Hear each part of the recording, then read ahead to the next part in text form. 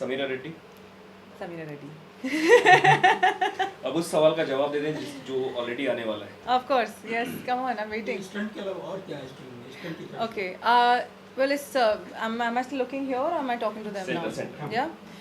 इस फिल्म में सबसे as in the highlight has been the stunts, लेकिन एक्चुअली एक काफ़ी एक इमोशनल साइड भी है इस फिल्म के, wherein Ajay, me and Zayed are three guys, we are a team which we are illegally there in Britain, और जिस तरह से एक बहुत इमोशनल सा स्टोरी लाइन है जिससे I mean which pushes us to do something like almost put bomb on the train.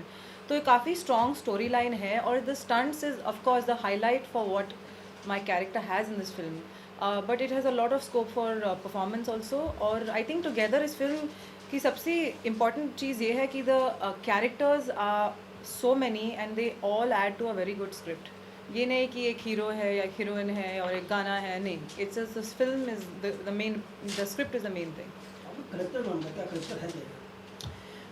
She is illegally living in Britain, और जिस तरह से वो पकड़ा जाती है and then how her life changes and it's all flash back, how Ajay saves her, and I can't tell you more than that क्योंकि फिर आप थिएटर नहीं जाओगे. इंग्लैंड क्यों गई है, क्या उसको कुछ बताया? वो कहते गलत तरीके से इंग्लैंड क्यों गई, कैसे क्या हुआ?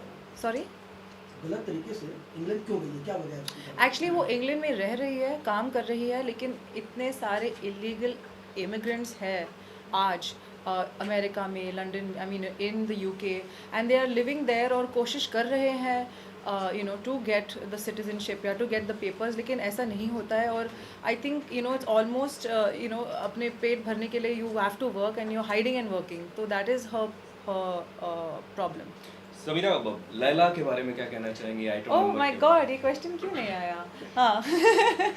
सुनने में आया था कि आप करने वाली हैं, फिर कई खबरें आई कि आप नहीं कर रही हैं, See, लड़ाई है, ये है, वो बहुत है. नाराज भी हैं। नहीं, फर्स्ट ऑफ ऑल मैं बिल्कुल नाराज़ नहीं हूँ, और I think unfortunately for me and my lovely producer Ratan Jain, दोनों खींचे, I mean we are pulled into this absolute scandal for no reason.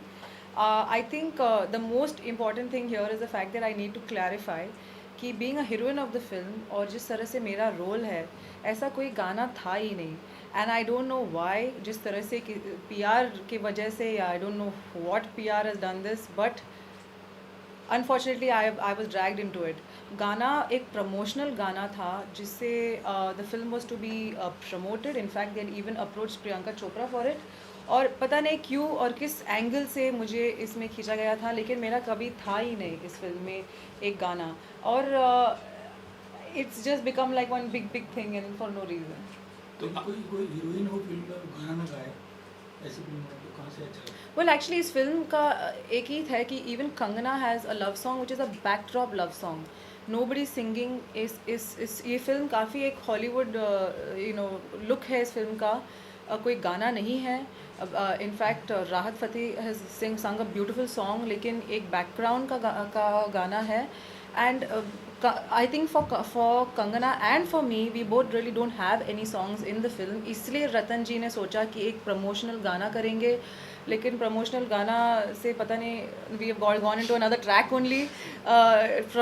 ये प्रमोशन तो हुआ है, लेकिन ज़्यादातर मेरा प्रमोशन हुआ है उससे. समीरा,